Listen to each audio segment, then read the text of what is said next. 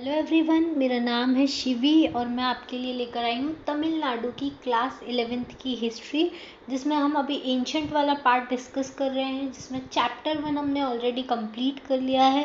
Chapter 2 का जो stone age वाला पार्ट था वो भी कंप्लीट कर लिया है। अब चैप्टर 2 का जो सेकंड पार्ट है हड़प्पन सिविलाइजेशन, वो हम लोग स्टार्ट करने वाले हैं। ठीक है, तो जैसा कि हम हमेशा करते आते हैं कि जब भी नया चैप्टर रीड कर रहा था उसके पहले हम पुराने चैप्टर को रिवाइज करेंगे। तो इसके पहले वाले जो लेक्चर में मैंने आपको बताया था पेलियोलिथिक, मीजोलिथिक, नियोलिथिक और मेटल एज के बारे में। ठीक है, तो पेलियोलिथिक एज मतलब क्या होता है? जो सबसे पुरानी हमारी स्टोन एज है, ओल्ड स्टोन एज, उसको पेलियोलिथिक एज बोलते हैं। जो कब से कब तक थी? 2 मिलियन बीसी, मतलब 20 लाख बीसी से लेके 10,000 बीसी तक का जो टाइम था उसको पेलियोलिथिक एज बोलते हैं। उस टाइम जो ह्यूमन होता था पेलियोलिथिक टाइम में, वो हंटिंग और गैदरिंग का काम करता था। तो हंटर गैदरर होता था मेनली, वो एनिमल्स को हंट करके खाता था या फूड गैदर करके खाता था। एक जगह से दूसरी जगह ऐसी फूड के लिए वो ट्रैवल करता रहता था। ओके, तो ये पेलियोलिथिक वाला जो टाइम है वो मेनली हंटर गैदरर वाला टाइम था। ठीक है, और इस टाइम में लोग कहाँ रहते थे? रॉक शेल्टर्स में रहते थे, केव्स में रहते थे। इसकी इम्पोर्टेंट साइट जो है रॉक शेल्टर वाली, वो है हमारी भीमबेटका, जो भोपाल में है, जहाँ पर पेलियोलिथिक पेंटिंग मिली है। ठीक है, जो लोग वहाँ रहते थे होंगे, उन्होंने वहाँ पे वो ड्रॉ की हुई है। तो पेलियोलिथिक पेंटिंग के लिए भीमबेटका फेमस है। तो ये सब हमने पेलियोलिथिक में पढ़ा था। दूसरी एज हमने जो पढ़ी थी वो थी हमारी मीजोलिथिक एज, मतलब मिडिल स्टोन एज, जिसमें हमने पढ़ा था कि जो स्टोन टूल्स थे वो कैसे हो गए थे? छोटे हो गए थे। और जो लोगों ने हंटिंग स्टार्ट किया था वो अब स्मॉल एनिमल्स की हंटिंग करते थे, बड़े बड़े एनिमल्स की हंटिंग वो अब नहीं करते थे। ठीक है, तो ये मीजोलिथिक में हम लोगों ने देखा। साथ में हमने देखा कि अब इंसान ने किसी एक पर्टिकुलर जगह पे थोड़े लंबे टाइम के लिए सेटल होना सीख लिया था, मतलब थोड़े लंबे टाइम तक के लिए रहना सीख गया था। क्योंकि पेलियोलिथिक में तो वो ट्रैवल करता रहता था इधर से उधर, लेकिन मीजोलिथिक में उसने थोड़ा सा सेटल होना सीख लिया था। और प्राइमरी कल्टीवेशन भी सीख लिया था, छोटे छोटे प्लांट्स वो ग्रो करने लग गया था। ठीक है, साथ में छोटे एनिमल्स को भी डोमेस्टिकेट करने लग गया था, मतलब अपने साथ रखने लग गया था। तो ये मेनली जो है मीजोलिथिक एज, वो ट्रांजिशन एज थी पेलियोलिथिक और नियोलिथिक के बीच में। अब हम जब नियोलिथिक देखेंगे तो हमने देखा था कि नियोलिथिक में बहुत ज़्यादा चेंजेस आ गए। नियोलिथिक मतलब होता है न्यू स्टोन एज। इसमें जो सबसे इम्पॉर्टेंट चेंज हुआ था वो था एग्रीकल्चर करना सीख लिया था लार्ज स्केल पे, मतलब लोगों को कल्टीवेशन करना आ गया था, उससे फूड ग्रेन्स कैसे बनते हैं वो आ गया था। तो मेन एग्रीकल्चर करना सीख लिया। अब एग्रीकल्चर करेगा इंसान तो एक जगह रहना पड़ेगा, तो इसके वजह से विलेज भी डेवलप होना स्टार्ट हो गए थे नियोलिथिक एज में, तो विलेज बनने लग गए थे। साथ में वो एनिमल्स को डोमेस्टिकेट करना सीख गया था। ठीक है, ये सारी चीज़ें वो सीख चुका था नियोलिथिक में। इसके साथ साथ में अब देखो, जब एग्रीकल्चर प्रोड्यूस हो रहा है तो उसके लिए पॉटरी भी चाहिए, उसको स्टोर करने के लिए। तो स्टोरेज के लिए वो पॉटरी बनाना भी सीख गया। अब पॉटरी कैसे बनेगी? जब हमको व्हील के बारे में पता होगा तो ही हम पॉटरी बना रहे। तो व्हील का भी इन्वेंशन हो चुका था जब तक नियोलिथिक एज में। ठीक है, ये सारी चीज़ें नियोलिथिक में होती थी। ओके, इसके बाद और क्या चीज़ें होती थी? और भी बहुत सारी चीज़ें टाइम के साथ साथ चेंज होती चली गई। नियोलिथिक टाइम पे प्लांट्स का कल्टीवेशन सीख लिया, एग्रीकल्चर सीख लिया, और जो स्टोन थे वो भी पॉलिश्ड स्टोन होते थे। ठीक है, इनको हंटिंग के लिए यूज़ किया जाता था, पॉलिश्ड स्टोन होते थे। ओके, उसके अलावा एक और इम्पॉर्टेंट चेंज जो नियोलिथिक टाइम पे देखा गया था वो था मड ब्रिक के हाउसेस में लोग रहने लग गए थे। मतलब लोग अब मिट्टी के घर बनाना सीख गए थे। इसके पहले लोग हट में रहते थे, लेकिन जो किसकी बनी होती थी? ग्रास हट में रहते थे, घास की बनी होती थी। ठीक है, या फिर रॉक शेल्टर में रहते थे जो ऑलरेडी अर्थ पे बने हुए थे। ठीक है, उन्हीं में जाके रहने लग जाते थे, तो ऐसे रहते थे। लेकिन अब इंसान अपना खुद का घर बनाना सीख गया था, मड ब्रिक्स बनाना सीख गया था। ठीक है, तो ये सारी चीज़ें नियोलिथिक में होती थी। फिर एक आई मेटल एज, जो आई 3500 BC के अराउंड। ठीक है, इस एज में क्या हुआ था? लोगों ने कॉपर को डिस्कवर कर लिया था कि कॉपर का यूज़ क्या होता है, उसको कहाँ मिलता है, ये सब देख लिया था। ठीक है, अब कॉपर मिलेगा मेटल मिलेगा तो मेटल की स्मेल्टिंग करना भी आ जाएगा इंसान को। तो इंसान ने नई टेक्नोलॉजी सीखी इसमें, एक तो स्मेल्टिंग करना सीखा, दूसरा क्या सीखा, अब वो स्मेल्टिंग कर जो ओर होता है जहाँ से हम मेटल निकालते हैं उसको हम जो मेटल निकालने की प्रोसेस होती है उसको स्मेल्टिंग बोलते हैं। तो ये स्मेल्टिंग सीख ली थी। दूसरा, अगर आपके पास मेटल है तो आप मेटल के आर्टिफैक्ट्स बनाना सीख जाओगे।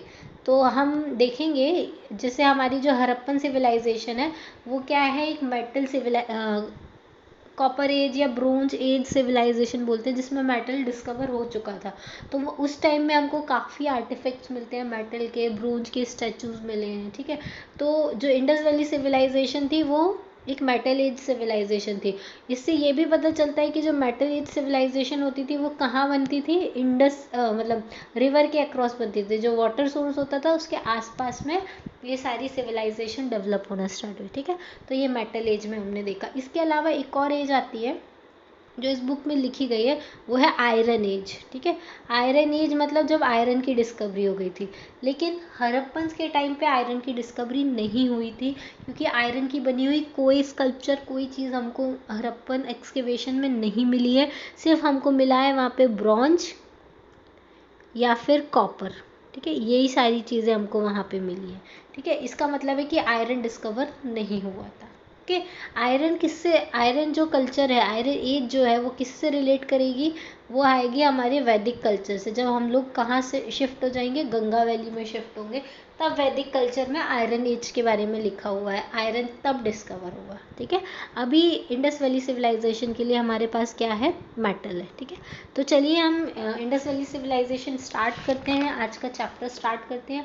अगर आपने तमिलनाडु की बुक अभी तक डाउनलोड नहीं की है तो डिस्क्रिप्शन बॉक्स में मैंने उसकी लिंक दी हुई है, आप वहाँ से जाके डाउनलोड कर सकते हैं, या फिर सिंपली आप गूगल पर सर्च करके भी डाउनलोड कर सकते हैं। आप simply Tamil Nadu class 11th history book डालिएगा, आपको बुक आ जाएगी, ठीक है। क्लियर है इतना, ओके। चलिए नेक्स्ट हम देखेंगे कि हड़प्पन सिविलाइजेशन क्या थी। तो सबसे अर्लीस्ट, जो सबसे पहले एक्सकवेशन किया गया था इंडस वैली में, वो था हड़प्पा, जो सिटी हमको मिली थी। हड़प्पा सिटी कहाँ पर पाई जाती है, वेस्ट पंजाब में पाई जाती है, और मोहनजोदारो जो है वो सिंध में पाई जाती है, ठीक है। तो हड़प्पा जो सबसे पहली सिटी डिस्कवर हुई थी, उसी के नाम पे इस सिविलाइजेशन का नाम हड़प्पा सिविलाइजेशन रखा था, ठीक है। उसके बाद बहुत सारी और अलग अलग सिटीज़ हम लोगों ने डिस्कवर की थी। देखो जैसे इस बुक में तो कम है, मैं आपको और बताऊंगी। जैसे हड़प्पा हमको मिली थी, ठीक है, फिर मोहनजोदारो मिली थी, फिर चन्हूदारो मिली थी, फिर लोथल मिली थी, रूपर मिली थी पंजाब में, कालीबंगन राजस्थान में। ये सारी सिटी धीरे धीरे करके डिस्कवर हुई थी, ठीक है। पहले तो इंडस रिवर के आसपास में ये सारी सिटीज़ मिली थी, तब हम इसको इंडस वैली सिविलाइजेशन बोलते थे। लेकिन फिर इंडस से भी काफ़ी दूर में भी बहुत सारी सिटीज़ डिस्कवर हुई, इसके वजह से बाद में इसका नाम इंडस सिविलाइजेशन रख दिया था, जो उसी टाइम के आसपास की थी, ठीक है। तो ये तो यही है कि हड़प्पन सिविलाइजेशन। अब इम्पॉर्टेंट साइट कौन कौन सी, मैं आपको एक बार मैप में दिखाती हूँ तो आपको ज़्यादा अच्छे से समझ में आएगा। ये देखो, ये हड़प्पा की मेन इंपॉर्टेंट साइट्स है। जैसे हड़प्पा, ये हड़प्पा और मोहनजोदारो जो है वो अभी पंजाब में, क्योंकि सबको पता है, अगर किसी ने किसी ने इंडिया का मैप देखा हो तो जो इंडस रिवर है वो पाकिस्तान से निकलती है।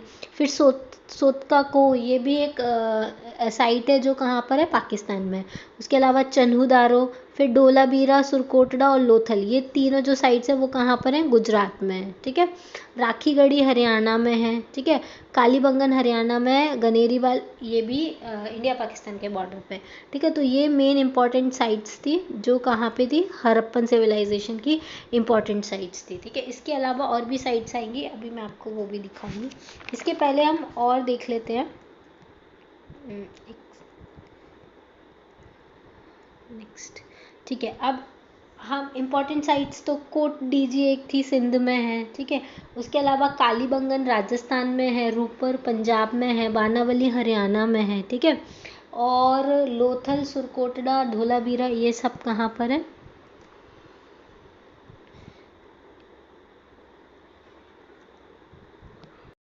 देखिए इसमें सारी हमारी साइट्स है। एक मोहनजोदारो जो है वो पाकिस्तान में आती है, फिर कोट डीजी ये भी पाकिस्तान में आती है, चन्हूदारो ये भी पाकिस्तान में आती है, सोतका को ये भी पाकिस्तान में आती है, ढोलावीरा, सुरकोटड़ा, लोथल ये गुजरात में आती है, हड़प्पा ये भी पाकिस्तान में आती है।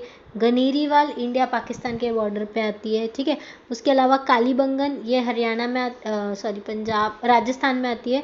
फिर राखीगढ़ी हरियाणा में आती है, वनावली हरियाणा में आती है, रोपर पंजाब में आती है, ठीक है।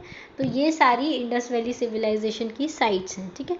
अब देखेंगे इसके आगे कि और क्या क्या चीज़ें इंडस वैली से। अब देखो इंडस वैली सिविलाइजेशन में बहुत बड़ी बड़ी सिटी मिली है। इवन जो मोहनजोदारो है वो तो 200 हेक्टेयर की सिटी है, ठीक है।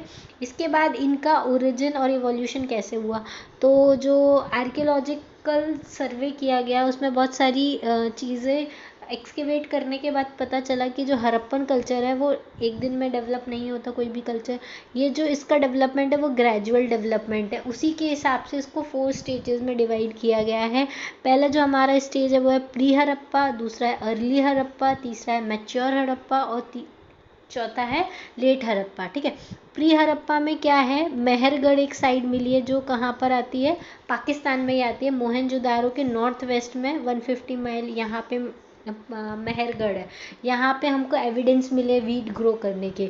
तो प्री हड़प्पन एज में पीपल नोमैडिक पीपल जो थे उन्होंने सेटल्ड एग्रीकल्चर करना स्टार्ट कर दिया था, वो प्री हड़प्पन एज है, ठीक है। उसके बाद आती है हमारी अर्ली हड़प्पन स्टेज। उसमें लोगों ने विलेज में रहना स्टार्ट कर दिया था। People live in large villages और टाउन्स का ग्रोथ होना स्टार्ट हो गया था अर्ली हड़प्पन टाइम में।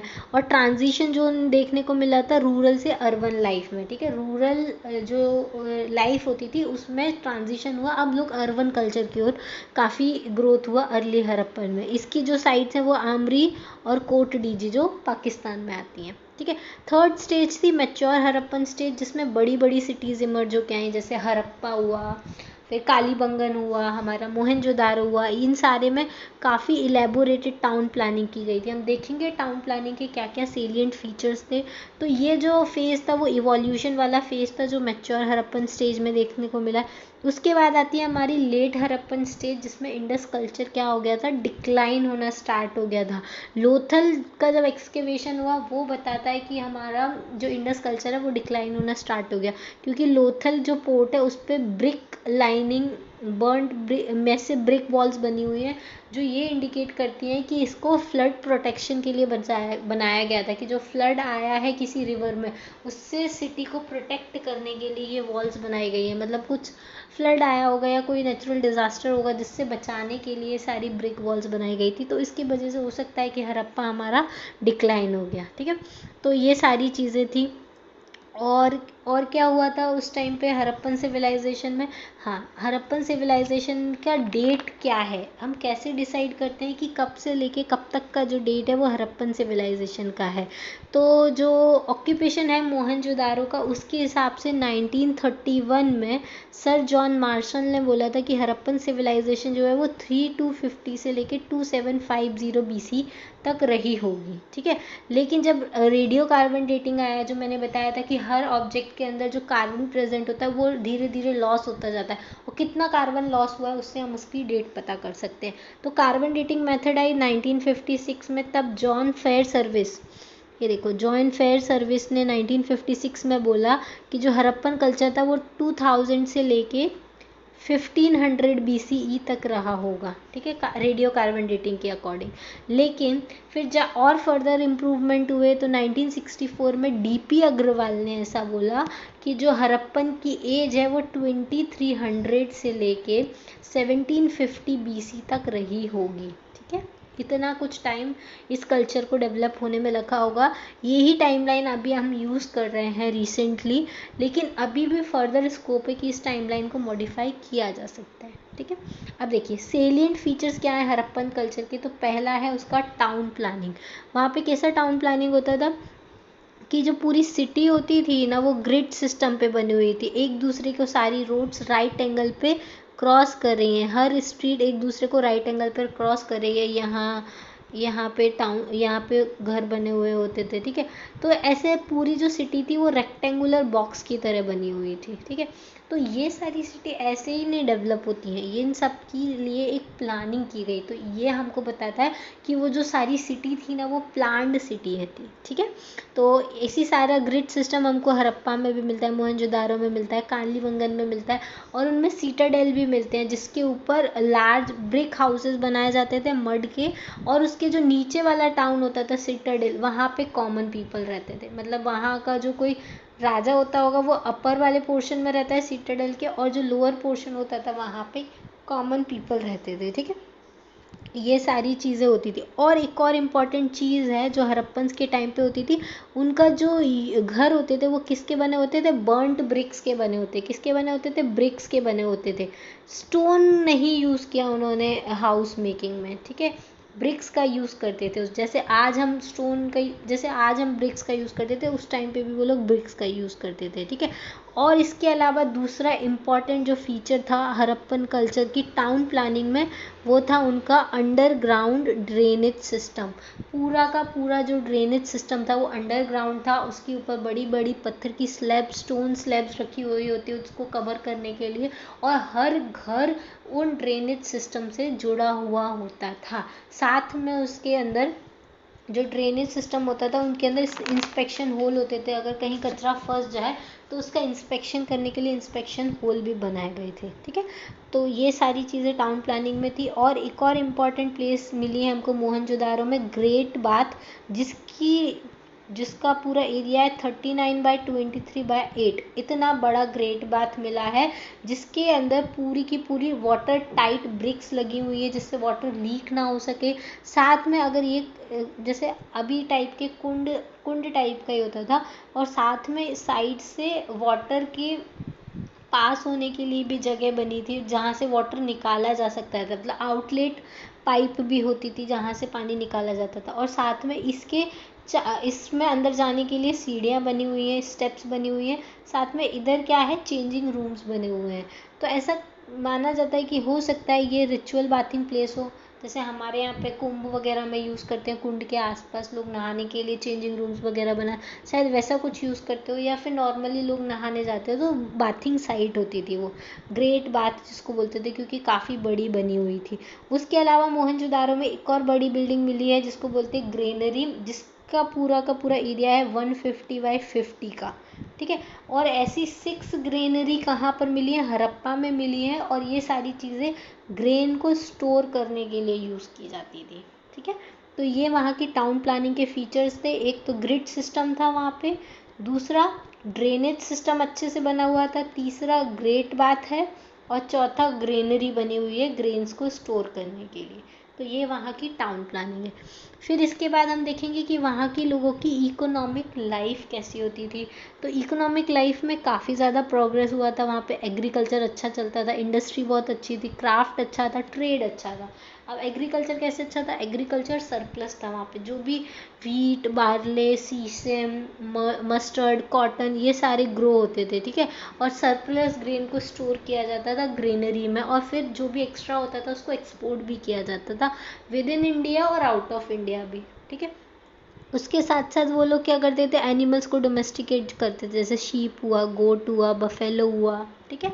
और ये सारे एनिमल्स को वो डोमेस्टिकेट करते थे। कुछ हंट भी किए जाते थे फूड के लिए, ठीक है। और इसके अलावा क्या होता वहाँ की इकोनॉमिक लाइफ में थे, आर्टिशंस का बहुत इंपॉर्टेंट रोल था। गोल्ड स्मिथ हुआ करते थे, फिर ब्रिक मेकर होते थे, स्टोन कटर्स होते थे, और वीवर्स होते थे, बोट बिल्डिंग करने का काम करते थे, टेराकोटा मैन्युफैक्चर होते थे जो टेराकोटा फिगर्स बनाते थे।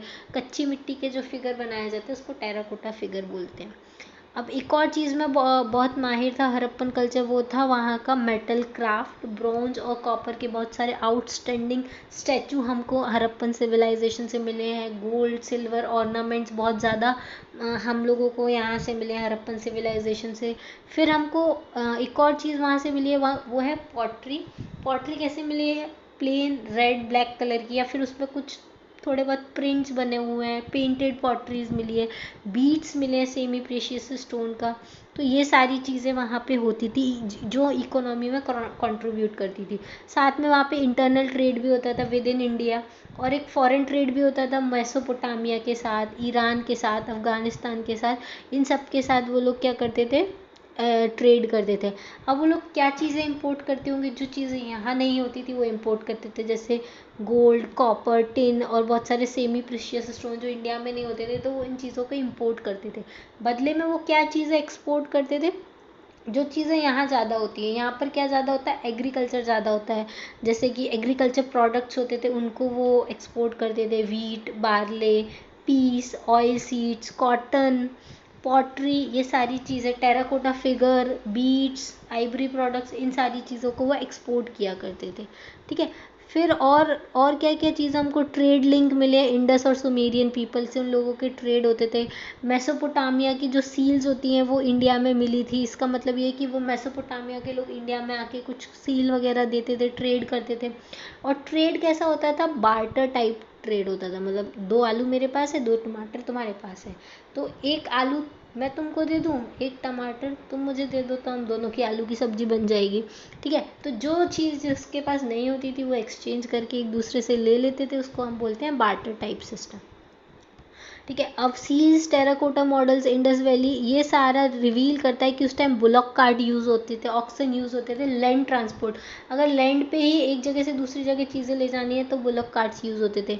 फिर बोट्स और शिप्स का यूज़ किया जाता था रिवर और सी ट्रांसपोर्ट के लिए। ठीक है, तो ये इकोनॉमिक लाइफ थी वहाँ की।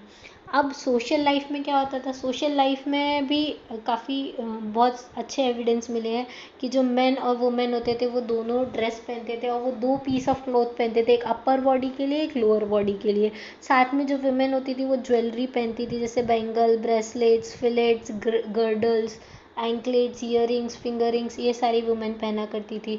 उसके अलावा जो गोल्ड सिल्वर के ऑर्नामेंट्स होते थे, copper, bronze, semi precious stone, इन सब के ऑर्नामेंट्स भी वो पहना करते थे। और कॉस्मेटिक्स भी यूज़ होते थे, जैसे लिपस्टिक हुआ, फाउंडेशन हुआ, ये सारी चीज़ें भी वो लोग यूज़ करते थे। फिर बहुत सारे हाउस होल्ड आर्टिकल्स, जैसे वो लोग यूज़ करते थे पॉटरी, जैसे पॉटरी, स्टोन शेल्स, आइवरी और बहुत सारे मेटल के चीज़ें यूज़ किया जाते थे, spindle, needle, comb, fish hooks, knives, ये सारी चीज़ें भी यूज़ करते थे जो कॉपर की बनी होती थी। फिर चिल्ड्रन की जो टॉय कार्ट होती थी, लिटिल क्ले कार्ट, वो लोग उससे खेलते थे, मार्बल्स होती थी, बॉल्स होती थी। फिर वो लोग क्या, रेगुलर उनका ऑक्यूपेशन था फिशिंग, उनका रेगुलर ऑक्यूपेशन था। साथ में वो हंटिंग और बुल फाइटिंग करते थे पास टाइम के लिए, अगर बोर हो रहे हैं तो एंटरटेनमेंट के लिए वो बुल फाइटिंग करते थे, जैसे मोहनजोदारो मूवी में दिखाया वो बुल फाइटिंग करते हुए, और हंटिंग करने वो जाते थे। ठीक है, और अब उनके वेपन्स कैसे होते थे वॉर के, उनके जो वेपन्स हुआ करते थे वो किसके बने होते थे, कॉपर के या ब्रोंज के बने हुए थे, जैसे स्पीयर हेड्स हुआ, डैगर हुआ, बोज, एरो, ये सब कॉपर और ब्रोंज के बने हुआ करते थे। ठीक है, अब इसके बाद वहाँ का आर्ट कैसा होता था, तो आर्ट में मेनली क्या होता था,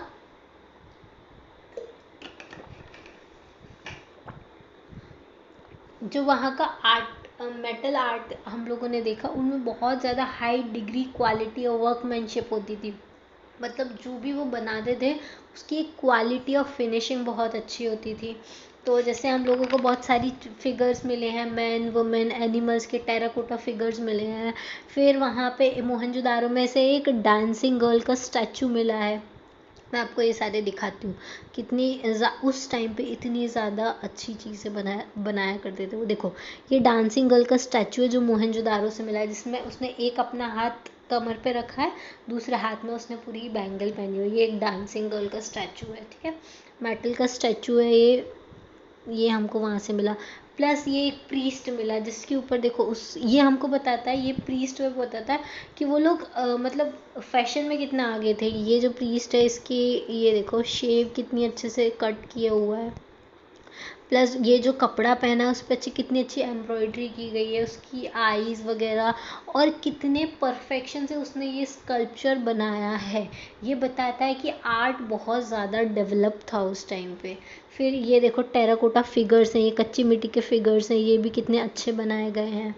फिर ये एक मदर गॉडेस का फिगर है, ये भी टेराकोटा फिगर है। इसमें देखो उन्होंने कितने ऑर्नामेंट्स उनको पहना के रखे हैं, अलग अलग तरह के, पूरा फिगर बनाया हुआ है उनका अच्छे से। ये उनका हो सकता है, ये उनका कोई ताज रहा हो पहनने का।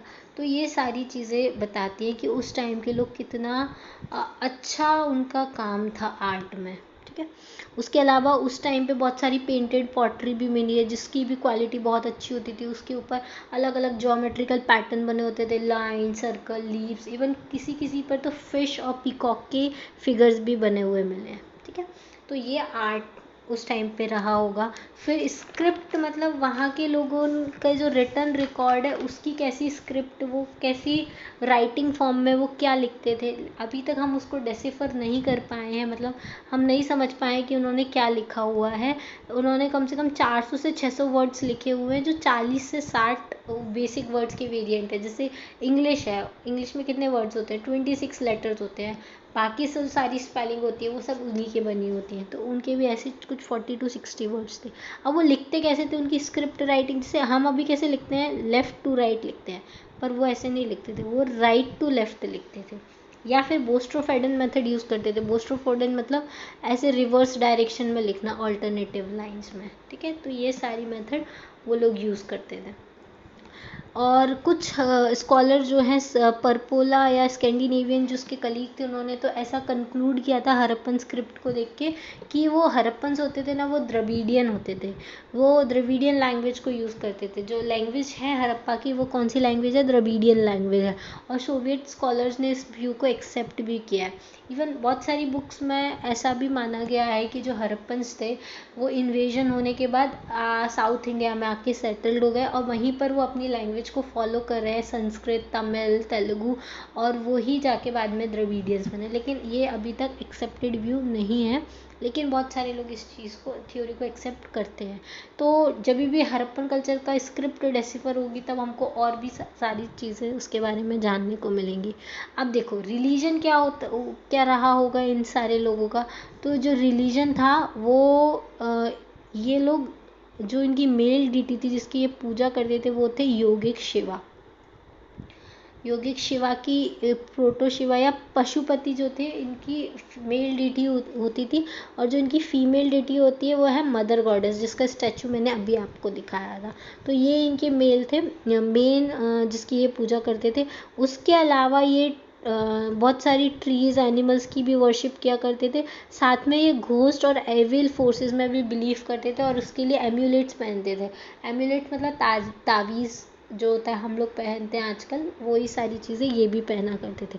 अब देखो इसमें जो मेल डीटी है प्रोटो शिवा पशुपति, उसका एक पोस्चर जो है वो सील पर मिला था, उसके बारे में डिस्क्राइब किया है। तो मैं आपको वो फ़ोटो दिखाती हूँ कि वो योगिक शिवा का फ़ोटो क्या है। तो देखो ये है योगिक शिवा का फ़ोटो। इसमें ऐसा है, ये देखो ये जो है ना, ये योगिक शिव योग पोस्चर में बैठा हुआ है। साथ में इसमें 4 एनिमल्स को डिपिक्ट किया गया है। देखो एक ये है, टाइगर है, एलिफेंट है, बुल है, बफेलो है। ये 4 एनिमल्स को डिपिक्ट किया गया है। साथ में इसमें 2 डियर भी बनाए हैं लोअर पोर्शन में। तो ये 2 डियर हैं, इधर भी एक रहा होगा, एक इधर है, ठीक है। तो ये योगिक शिवा का पोस्चर है, जिसको एज अ वो मेल डीटी जिसकी पूजा किया करते थे, ठीक है। ये हो गया रिलीजन के बारे में। अब बरियल मेथड क्या क्या यूज़ होते थे, मतलब अगर कोई डेड हो जाता था तो डेड बॉडी को कैसे वो बरी करते थे। तो कंप्लीट बरियल भी एक किया जाता था, एक पोस्ट क्रीमेशन बरियल भी किया जाता था, जो मोहनजोदारो में जिसके एविडेंस मिले हैं, ठीक है। और बहुत सारी सिमेट्रीज मिली हैं मोहनजोदारो, हड़प्पा, कालीबंगन, लोथल, रूपर, सब जगह से। और लोथल में तो बरियल पिट्स भी पाई गई हैं जिसमें बर्नट ब्रिक्स होती थी। उससे वो इंडिकेट करती है कि उस टाइम पे कॉफिन का भी यूज़ किया जाता था, जिसमें डेड बॉडी को रखा जाता था और उसको बॉडी के अंदर मतलब मिट्टी के अंदर रख दिया जाता था। तो कॉफिन्स का यूज़ भी बताया, वुडन कॉफिन्स भी यूज़ करते थे हड़प्पा में, इवन ऐसा भी मिला है। लोथल में जो बरियल पॉट्स होते थे उसके साथ पेयर ऑफ स्केलेटन्स भी मिले हैं, हड्डियाँ भी मिली हैं, ठीक है। लेकिन इसका कोई एविडेंस नहीं है कि उस टाइम पे सती प्रैक्टिस होती थी, ठीक है। सती प्रैक्टिस नहीं होती थी। अब ये सारी चीज़ें हो गई, जैसे हम लोगों ने उसके टाउन प्लानिंग देख ली, इकोनॉमिक लाइफ देख ली, सोशल लाइफ देख ली, फिर रिलीजन देख लिया। अब ये सारी चीज़ें इतनी फ्लरिश हो रही थी, तो इनका डिक्लाइन कैसे हुआ वो मेन चीज़ है। तो अभी तक ऐसा कोई यूनानिमस मतलब कोई क्लियर कट एविडेंस नहीं मिला है कि हड़प्पन कैसे डिक्लाइन होते थे। तो इसके दो व्यूज़ हैं। एक व्यू ये है कि कुछ स्कॉलर ऐसा बोलते हैं कि हो सकता है कोई नेचुरल डिज़ास्टर आया होगा, इस वजह से हड़प्पन डिक्लाइन हो गए। अब नेचुरल डिज़ास्टर में क्या आया होगा, फ्लड आया होगा, या रिवर सूख गई होगी, या फर्टिलिटी जो सॉइल की है वो डिक्रीज़ हो गई होगी क्योंकि बहुत ज़्यादा डेवलपमेंट हुआ था, तो एक्सेसिव एक्सप्लॉइटेशन हुआ रहा होगा, इस वजह से वो डिक्लाइन हो गया। ठीक है, तो या फिर अर्थक्वेक्स आए होंगे, इसके वजह से डिक्लाइन हो गया। किसी को लेकिन कुछ नहीं पता है कि एक्चुअल में क्या हुआ, मिस्ट्री अभी तक क्लियर नहीं है। दूसरा, कुछ स्कॉलर ऐसा भी बोलते हैं कि उस टाइम पे आर्यंस का इन्वेजन हुआ था, इस वजह से जो फोर्ट्स है उसके डिस्ट्रक्शन हुए। साथ में ह्यूमन स्केलेटन जो हमको मोहनजोदारो में मिले हैं, वो सारी चीज़ें ये इंडिकेट करती हैं कि किसी ने उस टाइम पे इंडस कल्चर को इन्वेड किया था, अटैक किया था, इतने सारे लोगों को मार दिया था, इस वजह से हड़प्पन से डिक्लाइन हो गए। हो सकता है कि आर्यंस जो थे उनके पास सुपीरियर वेपन्स होते थे, स्विफ्ट हॉर्सेस होते थे, जिसकी वजह से उन्होंने इजीली इंडस वैली के लोगों को हरा दिया।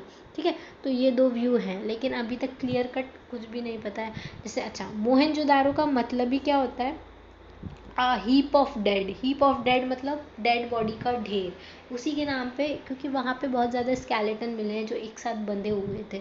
ठीक है, तो वो नहीं पता क्यों बंधे हुए थे, क्या रीज़न है, क्या है वो नहीं पता। हो सकता है नेचुरल डिज़ास्टर की वजह से कहीं वो दब गए हों, इसलिए इतने सारे। लेकिन ये दो व्यू एक्सेप्टेड अभी तक माने गए हैं, या तो नेचुरल डिज़ास्टर, दूसरा इन्वेजन ऑफ आर्यंस। तो इस चैप्टर में हमने हड़प्पन सिविलाइजेशन के बारे में देखा। हड़प्पन सिविलाइजेशन में पहले हमने देखा कि वो 4 स्टेज में डिवाइड किया गया है। कौन कौन सी, प्री स्टेज, फिर अर्ली हड़प्पा, फिर मैच्योर हड़प्पा, और उसके बाद लेट हड़प्पा।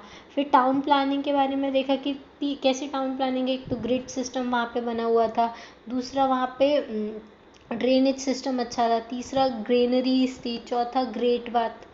ये सारे फीचर्स टाउन प्लानिंग में इंक्लूड किए गए थे। फिर इकोनॉमिक लाइफ में क्या क्या था, एग्रीकल्चर अच्छे से होता था, इंडस्ट्री बहुत सारी थी, आर्टिस्ट बहुत अच्छे थे, क्राफ्ट बहुत अच्छा था। इन सभी की वजह से इकोनॉमी अच्छे से रन होती थी। साथ में इंडिया के अलावा फॉरेन ट्रेड भी होता था। उसके अलावा सोशल लाइफ में क्या था, बोथ मैन और वुमेन 2 पीस ऑफ क्लोथ पहनते थे, सब ज्वेलरी पहनते थे, बीड्स का यूज़ करते थे, गोल्ड कॉपर सिल्वर की बनी हुई ज्वेलरी पहनी जाती थी।